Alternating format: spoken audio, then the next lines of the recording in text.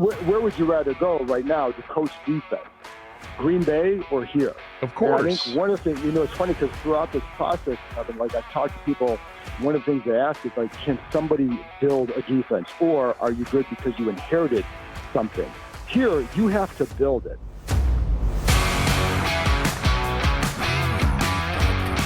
So Brian Flores, as I mentioned at the top of the show, according to the NFL networks, Tom Pelissero and Ian Rappaport, yesterday has signed a contract to remain in Minnesota if he doesn't get a head coaching job. So that crosses one hopeful off the list.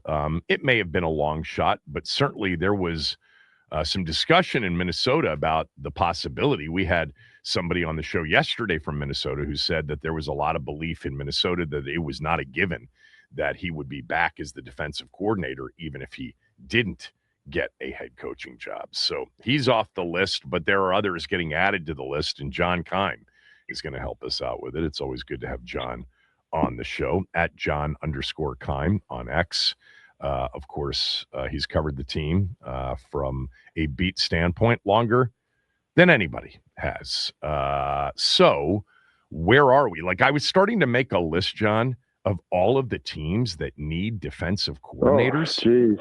I mean, this is an incredibly competitive situation for defensive coordinators. I mean, every head coaching job that's still available, they're going to need a defensive coordinator. And then you add Dallas, right? They haven't hired one yet. Mm-hmm. Correct. Green Bay. Because they lost Halfley. Maybe the Chargers if they lose Minter. Maybe the Rams if they lose Shula. And then, the Steelers, the Raiders, the Cardinals, the teams that are still looking for head coaches. The Niners just lost Saleh. Yeah. And the Niners, yeah. I mean, so where are we right now? So, and just as the backup to that, what's a hard thing for here is let's say these guys, because Jeff Ulbrich would have been a guy that had he come free from Atlanta, I could have seen him here for sure. Yeah. And but because the first two names you'd always hear were Raheem Morris and Ulbrich. And, obviously Ulbrich is off the market because they're going to keep him. And then with Raheem, if they really want him, well, guess what? You have other people who know him very well as well, who have defensive coordinator openings. He's coached with Matt LaFleur, and so I think he's coached with Sean McVay if they lose Shula. Coach with McVay, exactly. And so it's the same thing with Mike McDaniel. And if they had waited for him, which would have been difficult because at the time, they thought he has a really good shot as a head coaching job. But he also, and I know he ended up going with Harbaugh, who he doesn't have a relationship with, but it's California, wife from there. I think that was a big factor. But he was also tight with Robert Saleh, guys like that, where you knew that maybe just because Quinn has a relationship with them, others did too, and they're a very good relationship. So that's, for this team, that's also what has complicated this. But when you look at, and then you have the guys now are guys who are going to be up for multiple jobs. Jonathan Gannon, Patrick Graham, those guys are obviously on that list. They talked to Joe Cullen. They talked to Carl Scott from Seattle, but he does not fit what they want in terms of experience, but he has a good reputation. And then they're going to be talking to Al Harris, who also does not fit with that because he'd be a first-time play caller. And, with Scott, I think it's more of a matter of hey, he's ascending. With Al Harris, he's 51. You have to wonder, why hasn't another team hired him as a DC? And why didn't Dallas want to, do that, right? So I think, you'd have to look at things like that. It's not just about being first time. It's got to be you have those qualities. But it makes it Denard Wilson's another guy that they've talked to. And he's an actual DC in Tennessee. Correct. Or was, yeah. Was, right. So, those are the guys, and I don't know if more will be added to the list, because what happens if Cleveland picks someone who doesn't want to keep Jim Schwartz, or if they pick someone else other than Jim Schwartz and he says, I don't want to be here anymore, and so does he become available, and is he a guy that you'd be interested in? I don't know. But that could also throw something in there. So about a week or so ago, maybe more, like you'd hear it's probably not going to happen until at the earliest, the end of this week, and most likely next week. And that's definitely the timetable that we appear to be on. Was Brian Flores a possibility or not? Because I do believe some of the stuff from Minnesota, that there was some stuff going on, and obviously I think they got it figured out. But if he had not gone back to Minnesota, was Washington a legitimate possibility? Well, as I asked somebody here that question, the answer was he interviewed. So in other words, yeah. But I think with him, obviously he was looking at head coaching jobs. And then the other part, if just from a logical standpoint, he didn't have a contract. So you can help yourself. If you're going to go back there, help yourself by creating leverage. And not that he came to talk here just to create leverage, but it does create that. And if you're not going to get the head coaching job, help yourself get a better payday by creating leverage. And that's certainly, I think, part of what, he did here. Not that it's disingenuous. It's like for any job, like who doesn't want to create leverage? That's what's always best. But I think it would have been hard to get him away from Minnesota just because he knows the personnel there. They've been very good there. I think they feel, my understanding is like as a family, they're established there, obviously. So it would have been hard to get a move, but I don't think it would be impossible. I mean, everybody's got a price. So I do think he was a possibility. I don't know how firm it was because, it definitely felt like they were waiting to see what happened with Jeff Ulbrich in Atlanta for sure. All right, so let's go through the list and just tell me if I forgot to throw on Raheem Morris on there. I know we talked about he's obviously on that list, and the other hard part with him, Kevin, is that he's again. I think he would Matt LaFleur. I'm sure if he wants to coach again as a DC, he's good with Matt LaFleur, and like you said, Sean. So like there are other spots, but there's also a wonder of would he rather go into TV this year and maybe wait a year or so to get back in it. So that's another complicating factor with him. I don't know, if they're direct apples to apples comparisons, but I'll throw it out there and let you respond. In many ways, Mike McDaniel and Raheem are similar as it relates to the Washington opportunity. And that is, yes, Mike McDaniel and Dan Quinn are super close, but that never meant that Mike McDaniel would have taken this gig had it been offered to him, had he not gotten a head coaching job, which he didn't, because he's got there were very attractive opportunities, including Washington's. With Raheem, same thing. You just laid it out. Yeah, Washington would be attractive, and he's got a great relationship with Quinn, but he won a Super Bowl with Sean. He's super close with Matt LaFleur. And in many ways, those situations, talent-wise, are much better than Washington. Where would you rather go right now to coach defense? Green Bay or here? Of course. And I think one of the things, it's funny because throughout this process, Kevin, like I've talked to people, one of the things they ask is like, can somebody build a defense, or are you good because you inherited something? Here, you have to build it. And so, is that the best spot for all these coordinators? Like, give me a guy who has taken a defense and turned it around versus inherited and won something. So I think that's something you have to look at. But if you're Raheem, when you look at, again, here compared to Green Bay, look at the base you're starting with. Hey, you have Micah Parsons here, and over here you have what? Well, and they have Edgerrin Cooper and Micah Parsons. You have all these. That's a good loaded. defense. Loaded. Yeah. So why would you? And if you want to become a head coach again, where is it going to help you most?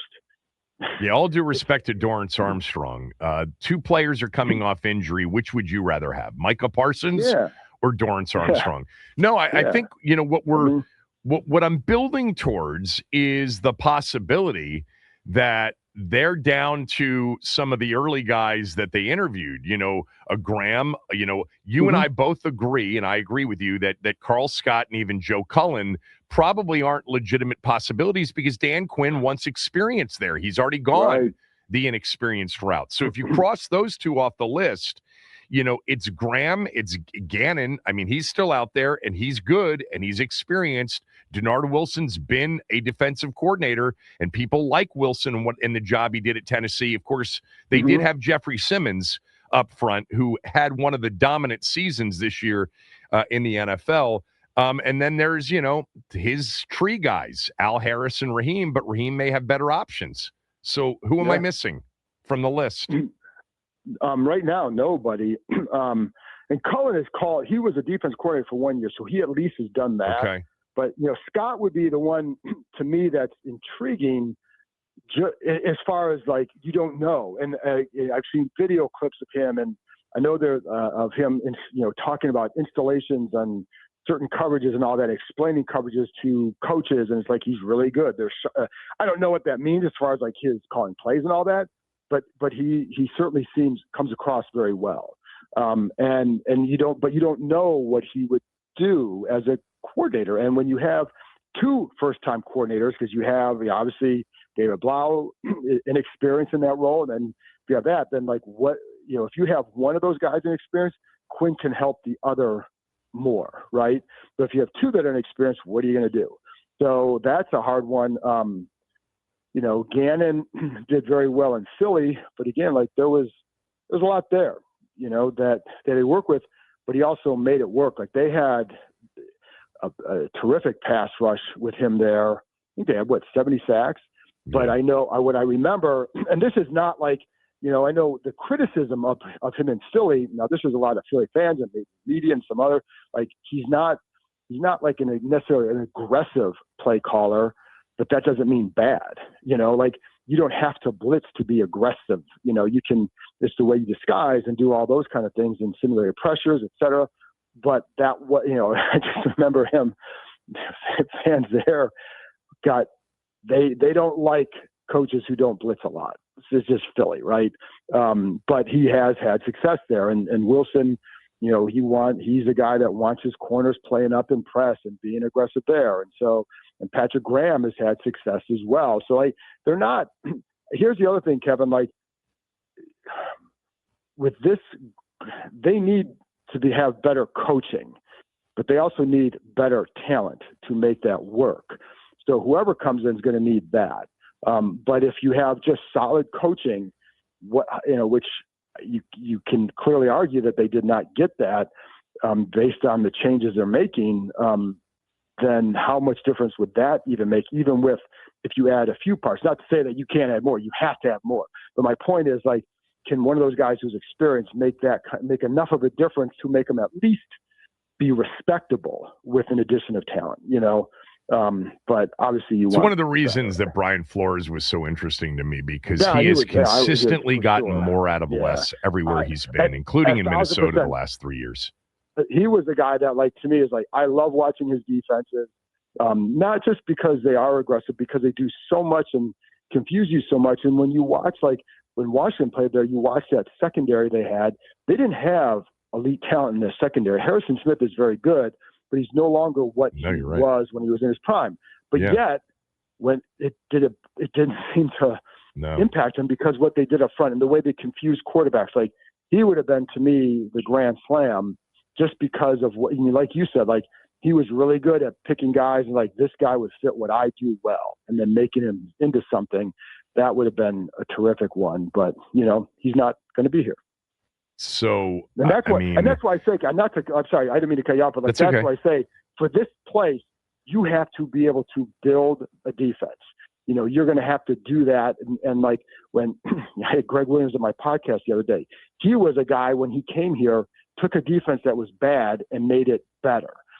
Who can do that? That's you have to look at the track record, not just of what they did when they had talent, but what could they do when you had to build something.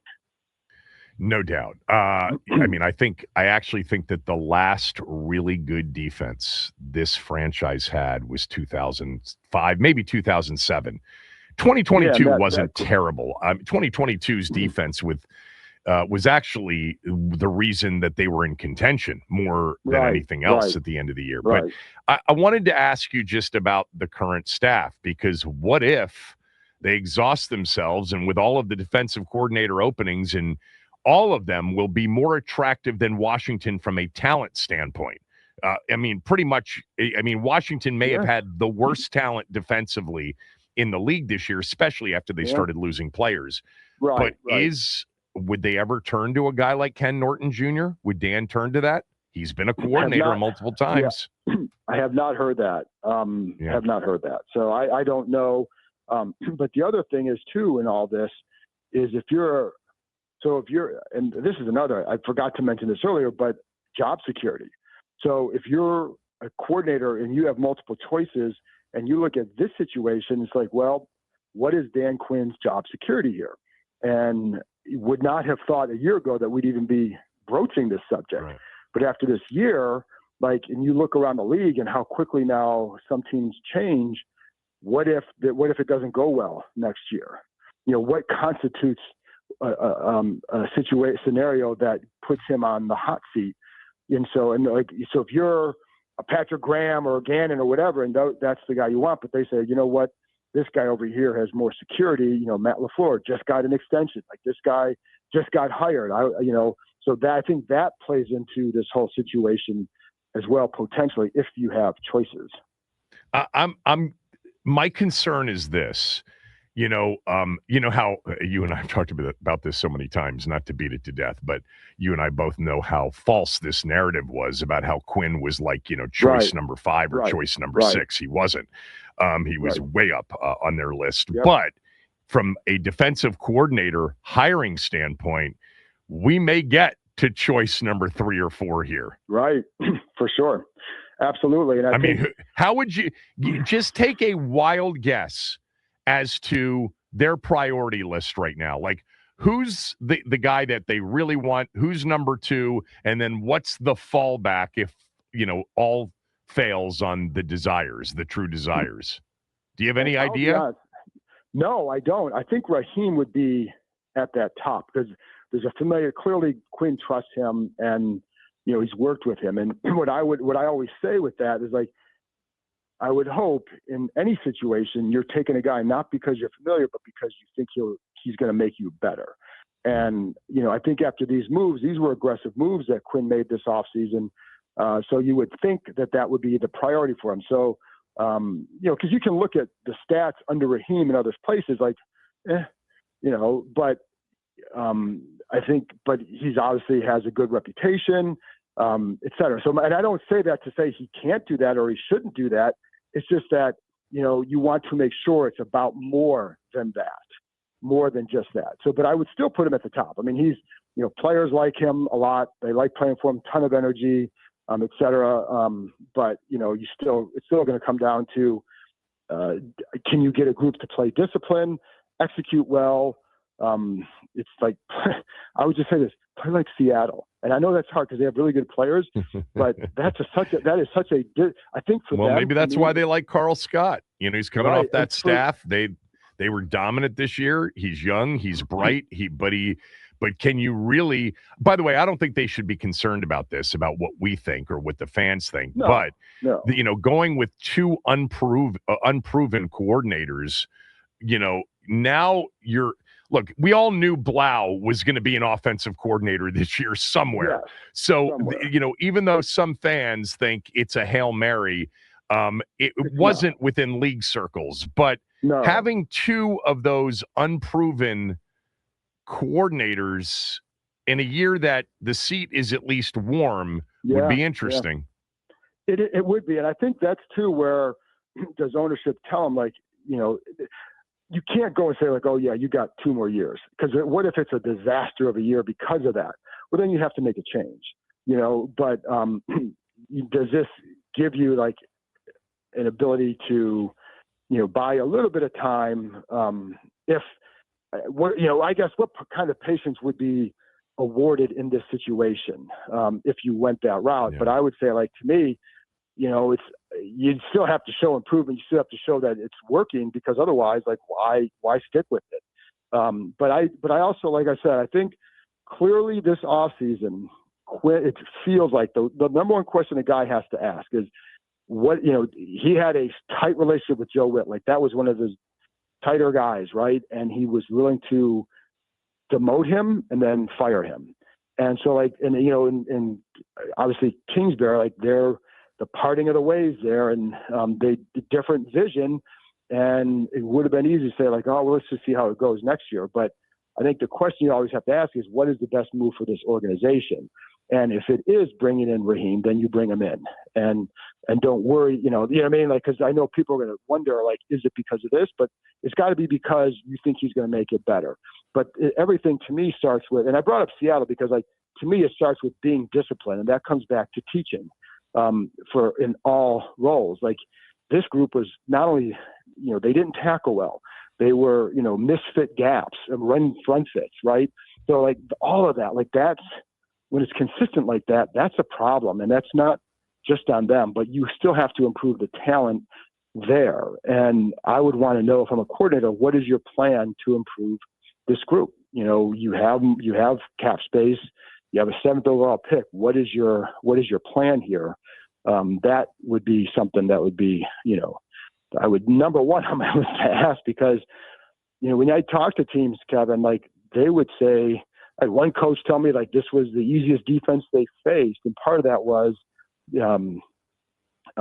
just they were decimated by injuries by this point. So that played into And that. they were disorganized in part because of it. But right. And what they were worried about, though, were the guys in the interior. So Kinlaw and Payne, like, those are the guys that they felt could disrupt things a little bit.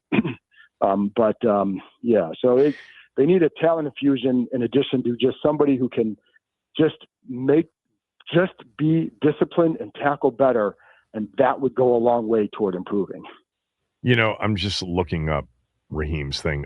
First of all, I think over the last 10 years, I don't know that I've ever heard anybody say anything other than, I love Raheem. Yeah. There's something about him that everybody in the business just loves. I agree. Yep. But do you know that not once, just in the traditional, yards allowed, points allowed, yards allowed, he's only one time as a head coach or as a defensive coordinator had a top half of the league defense, and it was this year. Right. This year. Yeah. And in points, just twice top half of the league in points allowed. Takeaways, just 4 times top half of the league. And this year was the best year. And they added those 2 rookies on defense who played so well this year for the Falcons. So it is interesting.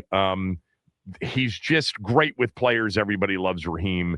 But is he the best defensive coordinator candidate? I don't know. And that's why I brought that up, is that it has to be because you think of this group he is the best, and not just because, like, I know this guy and I would, I think, listen, that's partly why he went with Witt is, I firmly believe that he felt like Witt was ready to be a DC. And then that's why the whole first time thing is like, I don't know that I want to go that route again. Right.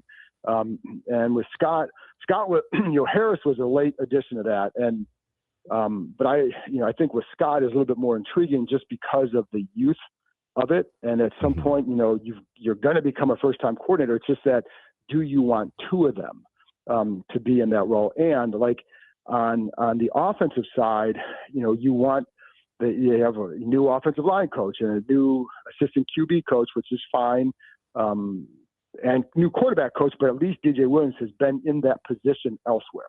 So you have 3 guys who are going to be in new positions for them, and you want experience around them. I know Anthony Lynn has had it, Brian Johnson has it. But I wouldn't be shocked if they added like a senior advisor type who can help, with game planning or whatever, right? Just kind of do, like, they had that guy Jim Hostler a couple years ago under Rivera, somebody like that. Do you think that's a possibility on offense? I've seen Darrell Bevel's name mentioned a bunch. Obviously, he's got a relationship with Blau and Quinn.